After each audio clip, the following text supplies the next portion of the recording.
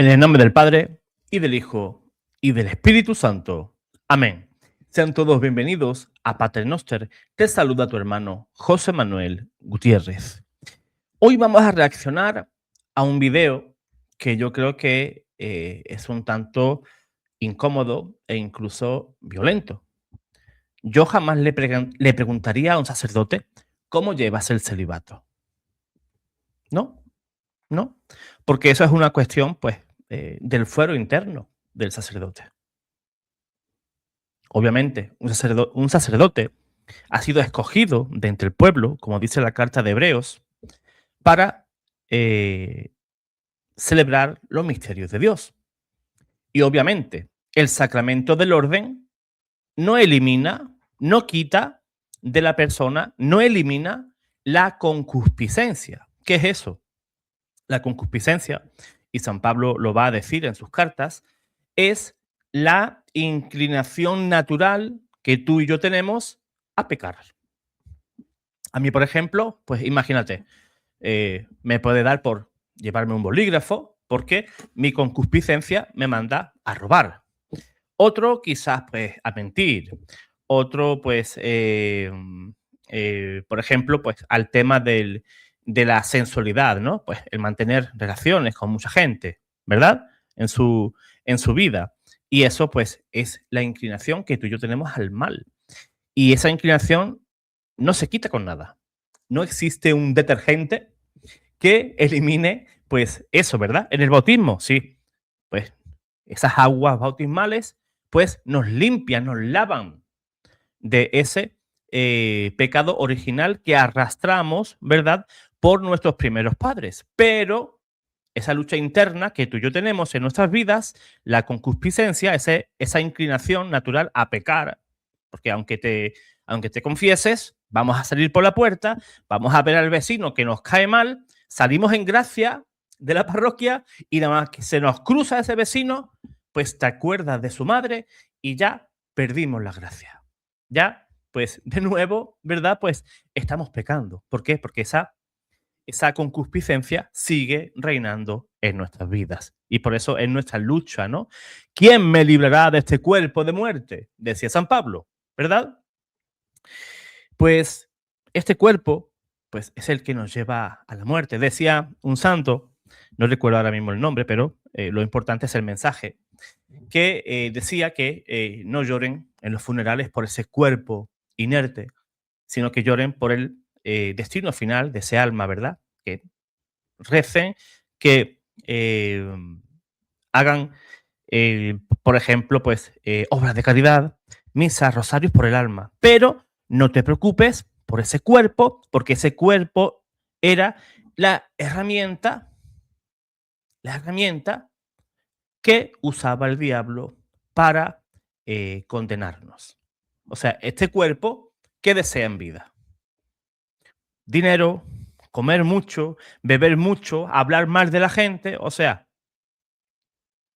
preocupémonos cuando alguien de nuestra familia, amigos, pues fallecen, pues preocupémonos por el destino final de ese alma.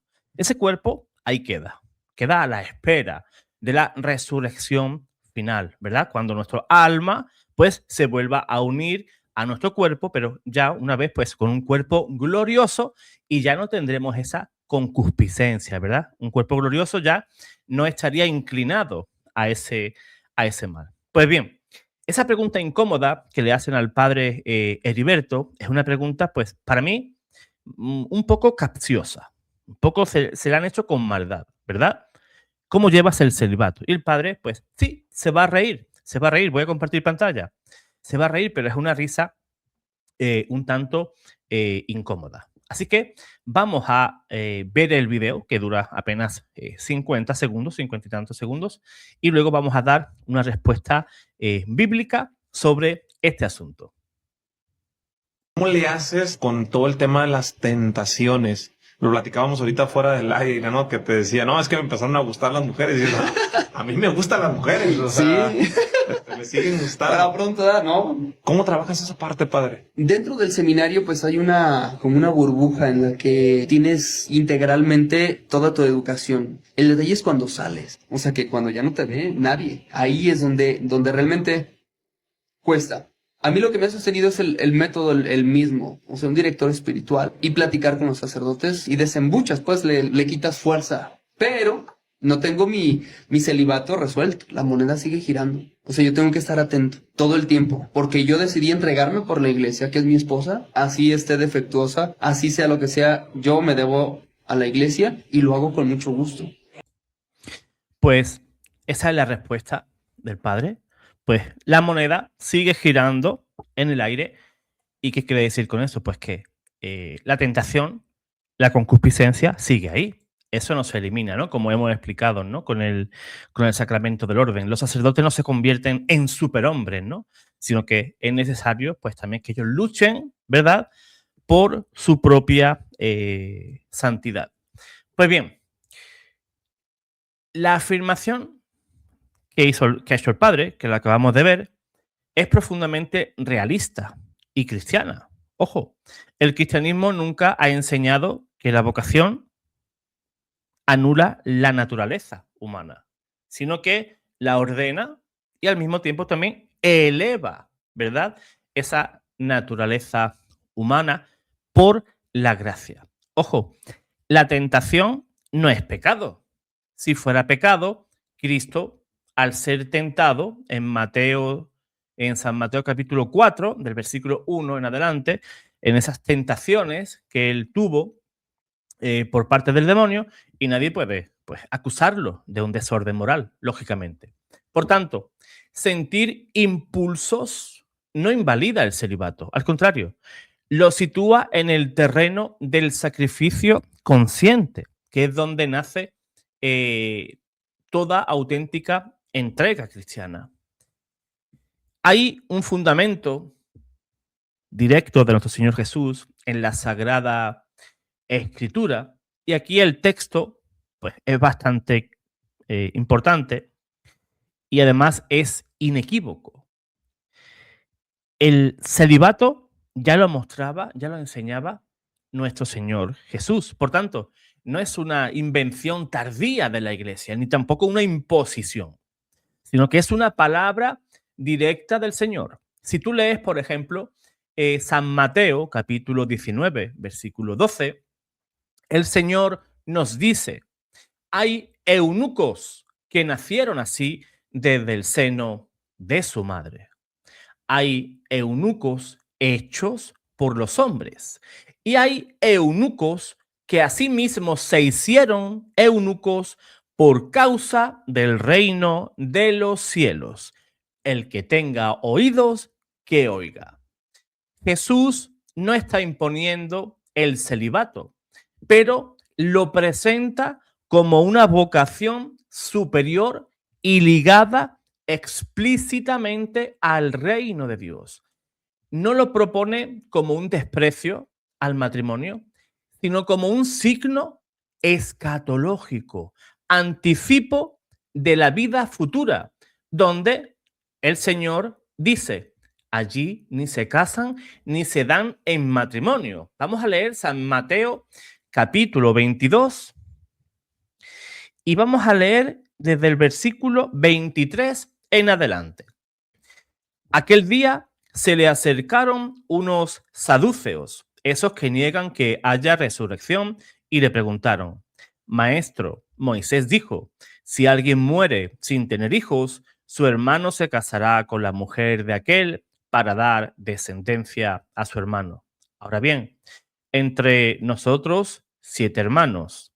El primero se casó y murió, y no teniendo descendencia, dejó a su mujer a su hermano. Sucedió lo mismo con el segundo y con el tercero, hasta los 7. Después de todos murió la mujer. En la resurrección, aunque ellos no creían, pero te tientan, te preguntan. En la resurrección, pues, ¿de cuál será? ¿De cuál de los 7 será mujer? porque todos la tuvieron. Jesús les respondió: estáis en un error por no entender las escrituras ni el poder de Dios, pues en la resurrección ni ellos tomarán mujer ni ellas marido, sino que serán como ángeles en el cielo. ¿Qué estamos enseñando? ¿Qué intento deciros?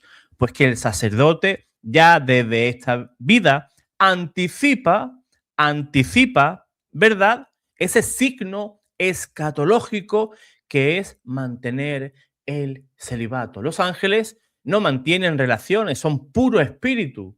Y el Señor dice que en la otra vida, en la resurrección, pues también seremos como ángeles. No vamos a tener esas necesidades, ¿verdad? De tener pues relaciones con nuestra esposa y seremos como ángeles. Allí ni se casan ni se dan en matrimonio. Por tanto, la enseñanza de Cristo va muy en la línea de lo que también enseña San Pablo. El argumento paulino es aún más práctico y pastoral. En su primera carta a los Corintios, en el capítulo 7, una carta que leen muchísimo los protestantes, pero ignoran o no quieren ver la parte donde San Pablo nos habla del celibato, ¿verdad? Y además, San Pablo no está hablando desde una ideología, sino está hablando desde la propia misión que él tiene. Por ejemplo, si leemos Primera de Corintios, capítulo 7, versículo del 32 al 33, San Pablo enseña lo siguiente: el célibe se preocupa por las cosas del Señor, de cómo agradar al Señor.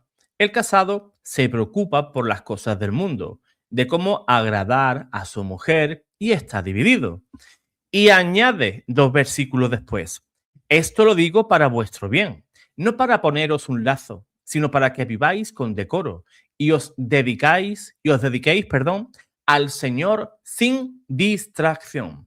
O sea, el celibato no es una negación del amor, sino una concentración total del amor en Dios y en su pueblo. Además, encontramos algo muy interesante en el texto de Apocalipsis, capítulo 14, versículo 4, donde se refuerza la dimensión espiritual del celibato consagrado. Dice Apocalipsis, capítulo 14, versículo 4. Estos son los que no se contaminaron con mujeres, pues son vírgenes, siguen al Cordero a donde quiera que va. Por tanto, la Iglesia no ha leído nunca este texto como un desprecio a la mujer, ¿verdad? Sino como un lenguaje simbólico de una consagración total, propio de la espiritualidad bíblica. Es totalmente bíblico, pero aquellos que dicen ser bíblicos ignoran o quieren ignorar esta práctica que nos enseña el mismo Jesús y San Pablo. Pues bien, muchos dicen que el obispo debe ser casado una vez, ¿verdad? Hay mucha gente que dice, pues en la Biblia aparecen obispos que están casados, ¿verdad? Y es uno de los argumentos más repetidos que usan nuestros hermanos separados contra el celibato, ¿verdad? Y que dice San Pablo en su primera carta a Timoteo, pues nos dice: conviene que el obispo sea irreprochable, marido de una sola mujer. Aquí está la clave de toda exégesis honesta. El texto no dice que deba estar casado, sino que si está casado, no sea polígamo, no sea adúltero. San Pablo no se contradice. Él mismo vivía célibe y recomienda el celibato. Y en la iglesia primitiva había obispos célibes, obispos viudos y también había obispos casados que vivían en perfecta continencia tras su ordenación. El texto aquí regula la moral, ¿verdad? No impone el matrimonio como muchos hermanos evangélicos nos quieren enseñar. Mira, aquí dice que debe de ser casado. No, amigo mío, sino que el texto regula la moral de ese o esos obispos de la iglesia en aquellos tiempos. Si vemos la etapa apostólica en los primeros siglos, pues el clero mayoritariamente era célibe.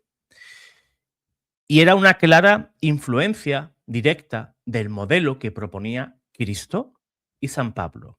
Luego, en los siglos 3 y 4, hubo concilios como el de Elvira, el concilio de Cartago, donde exigen continencia a los obispos, presbíteros y diáconos. Luego, si avanzamos en la historia, en la Edad Media, vemos que se consolida el celibato como una disciplina universal en la Iglesia de Occidente. Existen razones pastorales, espirituales y eclesiales.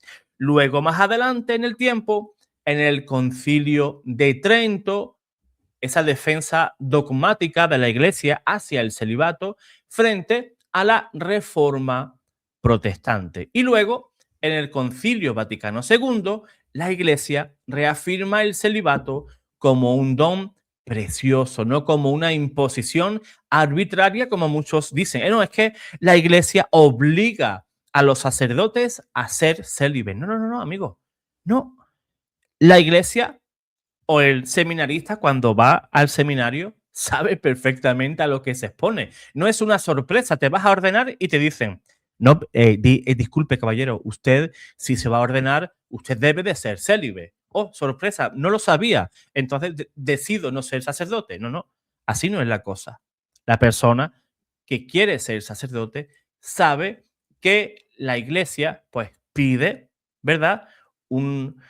Pide, pues, un compromiso total por parte del sacerdote.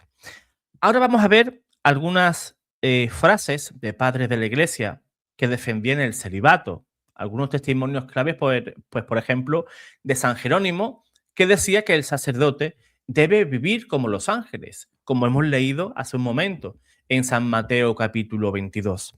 San Ambrosio, por su parte, decía que el que sirve al altar debe vivir para el altar. O sea, si eres sacerdote, ¿verdad? Sirves en el altar y tu ocupación prioritaria y única debe servir y vivir para el altar.